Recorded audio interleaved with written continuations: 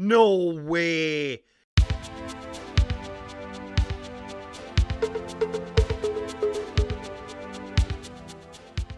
Hello there, it is I, the Geordie Nerd, and I am back again with another episode of Death Note Season 1, Episode 3. I really like the first two episodes.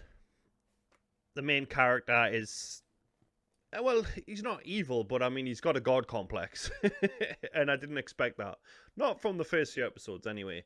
And I'm excited to see how it unfolds. So, yeah. And I saw somebody put on the Patreon, could you just binge all of these in a day? And I really wish I could, but sadly, I don't have the time. But thank you for watching. I do appreciate it. Let's just get this now and have some fun. All right, let's start with the tip line reports. Yes, sir. Up to this point, we've received 3,029 responses about the murders via telephone and email. Most of these have been curious citizens and prank calls, but there are 14 people who claim to either know Kira or who have seen him. All 14 accounts were followed up on and carefully documented. However, nobody could provide any information that wasn't already publicly available. And last... Pranks and cranks.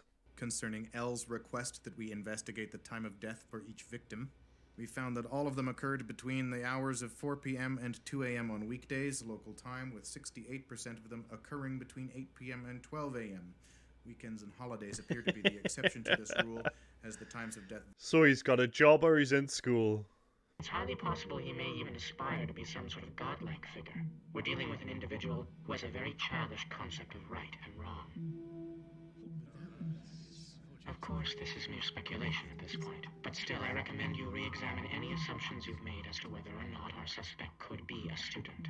We must consider every possibility. I believe that. I mean, he could be a part-time, like, he could be a mother who works part-time. What is it, Matsuda? Well, I'm not saying this to support Kira or to condone the murders, but in the last few days throughout the world, but especially here in Japan, we've observed a dramatic decrease in the number of violent crimes committed. He's Batman with a book. Well, he's he's the newer Batman with a book who loves to murder. L? Thank you, everyone. I feel we're one step closer to finding Kira. Before I go, I'm afraid I have one additional request to make. This is directed to the teams investigating the victims, TV news, and internet. I would like you to go back and take a closer look at the exact way in which the victims' identities were made public. Be as thorough as possible. In particular, I want to know if photos of the victims were made available to the public in Japan. I'll leave it to you. So, slowly getting to see what L looks like then. Oh, sounds like Dad's home.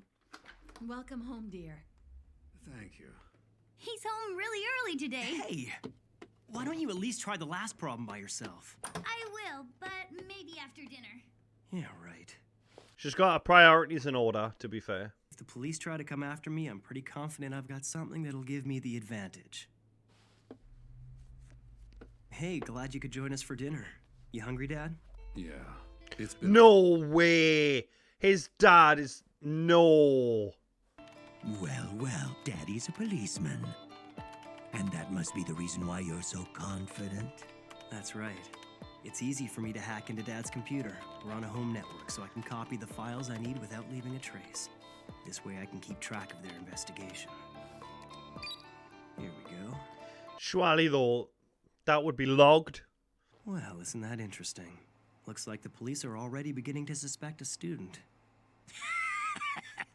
I guess that means you're in trouble. I mean, you're going to have to start killing during the day. I mean, it would be better if I'd have said he should stop killing, but... After writing the cause of death, details of the death should be written in the next 6 minutes and 40 seconds. That sound right to you, Ryuk? So what's your point? In other words, if I write heart attack as the cause of death, then I should be able to write down all the details, including time of death afterwards, shouldn't I? Looks like I'll be able to provide you with more entertainment now.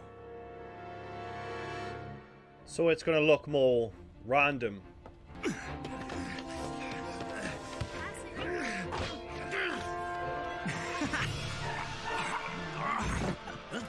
I mean, what happens if someone went to jail for tax evasion and still die? Like, is that how bad he is? I mean, forgive me if he's already said he's just targeting, like, murderers and stuff, but... So Kira has found a way to obtain information from the task force headquarters. This is one fact that cannot be ignored. But what does he get out of all this? I'm enjoying the cat and mouse of it all. It's really tense. With all due respect, Chief, we're resigning. We demand that you assign us to a different case. Otherwise, you can have our badges right here and now. Why? You're good cops. Isn't it clear? It's because we value our lives, sir. If what Elle says is true, Kira has some ESP-like power that somehow allows him to kill people indirectly, from anywhere. Well, if I were Kira, sir, I'd probably want to try and get rid of the people who are trying to catch me. Let's face it, he knows he'll be sentenced to death if he's caught. We all sat here and watched when Elle decided to pull that media stunt and challenged Kira to kill him. Well, it was all very impressive at the time. But then again, Elle never had to show his face or reveal his name for that matter. I mean, they've got really good points. He asked... Who would be following me? Does this mean Elle is already starting to suspect the police? If he's gonna investigate the police, he'll need a lot of resources and manpower. Even if he has as many as 50 people on the case, I don't see how they could ever figure out that I'm Kira. I shouldn't look like anything other than your average high school senior. But the longer I let this person keep following me, the greater the chances they'll figure out who I really am. It is so tense, and that's definitely what's bringing us back. It's just, at any second he could be revealed, and I don't think they're going to leave that to the very last episode. 60 minus 40 equals 20. Now those 20 years taken from someone in the human world are added to that god of death's life. So it means that as long as we don't slack off, even if someone was to shoot us in the head or stab us in the heart with a knife, a god of death cannot die. On the other hand, no matter how many names you write in your death note, your lifespan will not increase. That is the first difference between gods of death and humans who possess... So Ryuk gets to live even longer the more lives he takes. Shinigami can tell what a person's name is by just looking at their face. We know instantly. And do you have any idea why? Because through a Shinigami's eyes, a human's name can be seen above their head. Not only that, we see their lifespan as well. Like a sim. If I converted that to human time, I could tell you how many years you've got left, but there's no way I'd ever tell you that. I may have a big mouth, but even I wouldn't go that far. Shinigami. So he knows how long it'll take for him to get caught or to die. The price for having a Shinigami's eyes is half of that person's remaining lifespan.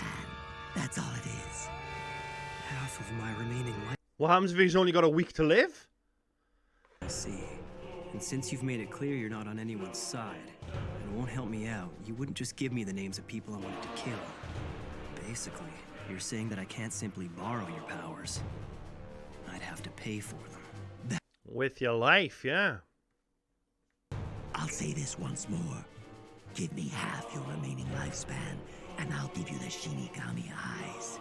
If I agree, I'll be able to know everyone's name just by looking at them. If I had that power, the Death Note would only be easier to use. So, what'll it be, Light? Is it a deal?